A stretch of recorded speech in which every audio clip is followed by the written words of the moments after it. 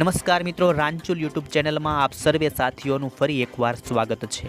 મિત્રો, આજના મુખ્ય તાજા સમાચારો જાણીએ એ પહેલાં જો તમે અમારી ચેનલ પર નવા છો તો ચેનલને ખાસ સબસ્ક્રાઇબ કરી લેજો, કારણ કે આ ચેનલ તમને સવાર, બપોર અને સાંજના તાજા સાચા સમાચારો પહોંચાડવાનો વિશ્વાસ આપે છે। આગળ જોઈએ સૌથી અગત્યના સમાચાર તો મિત્રો, ગુજરાતમાં આજે માત્ર 25 જેટલા કોરોનાના નવા કેસો, 6 લાખથી વધુ લોકોનું થયું રસીકરણ। મિત્રો, કેરળ અને આસામ રાજ્યની અંદર કોરોનાનો હાહાકાર।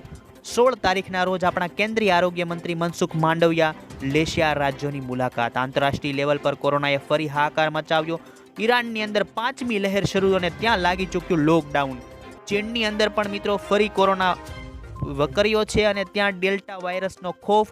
ચીને વિદેશી વેપારના મહત્વના બંદરોના અનેક ટર્મિનલ ધડાધડ બંધ કરી દીધા અને મિત્રો ફરી વૈશ્વિક સપ્લાયની લાઈનો ખોરવાઈ જશે। અમેરિકા સહિતના દેશોના વ્યાપક અસર જોવા મળશે। શિપિંગ ચાર્જ 10% વધી જશે। આગળ જોઈએ અગત્યના સમાચાર તો મિત્રો, ત્રીજી લહેરની શંકા વચ્ચે મોદી સરકાર રાજ્યોને 72,000 કરોડ રૂપિયા મોકલશે। રાજ્ય સરકાર મિત્રો ત્રીજી લહેર સામે એક્શનમાં આવી છે। ત્યારબાદ આગળ જોઈએ તો 75મો સ્વતંત્રતા દિન 15મી ઓગસ્ટ મિત્રો, જેની અંદર લાલ કિલ્લા પરથી રાષ્ટ્રધ્વજ ફરકાવશે વડાપ્રધાન નરેન્દ્ર મોદી। મોટી જાહેરાત થવાની સંભાવના। આ સાથે મિત્રો આ 75મા સ્વાતંત્ર્ય દિન નિમિત્તે 1380 જેટલા બહાદુર જવાનોનું થશે સન્માન। અમારી આ ચેનલ પણ મિત્રો દેશના તમામ જવાનોને સલામ કરે છે।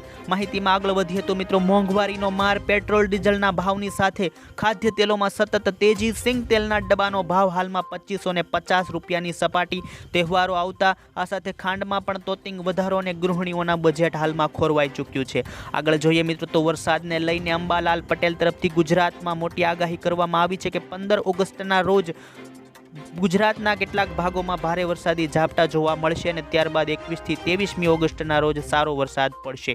આગળ જોઈએ એટલું જ નહીં મિત્રો, યુપી બિહારની અંદર ભારે વરસાદના કારણે ગંગામાં ડૂબ્યા ગામો। 27 લાખ લોકોનું કરવામાં આવ્યું સ્થળાંતર। આગામી વર્ષની અંદર સરકાર એલપીજી કેરોસીન પર ઈંધણ પર મળતી સબસિડી ખત્મ કરી દેશે મિત્રો। ત્યારબાદ મિત્રો, ગુજરાત હાઈકોર્ટ દ્વારા અરજદારોને આપવામાં આપી મોટી રાહત। ડોક્યુમેન્ટ જમા કરાવવા માટે તમારે કોર્ટ સુધી હવે ખાવા નહીં પડે, ધક્કા ઓનલાઈન જ જમા તમે કરી શકશો। વિદ્યાર્થીઓ માટે મોટા સમાચાર। ગુજકેટની પરીક્ષા આપનાર તમામ વિદ્યાર્થીઓને થશે 2 માર્ક્સની લાણી।